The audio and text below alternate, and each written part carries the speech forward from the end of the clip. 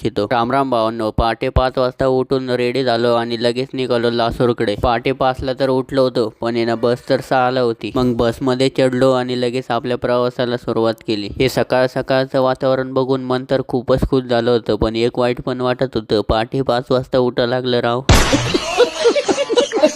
मग म्हटलं चला ठीक आहे, आपल्याला तेवढं पण सहन करता येतं ना. काय की नाही, सकाळ सकाळचं वातावरण बघता बघता आपण येऊन पोहोचलो होतो गंगापूर बस स्टँडवर. गंगापूर बस स्टँडवर यायचं एकच काम होतं, कारण की बस चेंज करायची होती. मग बस चेंज करून घेतली आणि लगेच बसलो दुसऱ्या बसमध्ये. आता आमचा प्रवास तर चालू होता, पण मी मध्येच झोपलो होतो आणि असं दृश्य काय दिसलं आपल्याला जाता जाता. मग प्रवास करता करता खूपच भूक लागली ती. म्हटलं नाश्ता करून जावा सकाळी सकाळी. मग थांबलो होतो विराजवर. आता यांचा कसा प्लॅन राहतो माहिती का तुम्हाला? ड्रायव्हर आणि कंडक्टरला फ्री आणि आपल्यासारख्यांना लुटून घेता राव. मग बोलता बोलता आणि मध्ये झोप हाणता हाणता डायरेक्ट येऊन पोहोचलो होतो आपण शिक्रापूरला. रोड क्रॉस केला.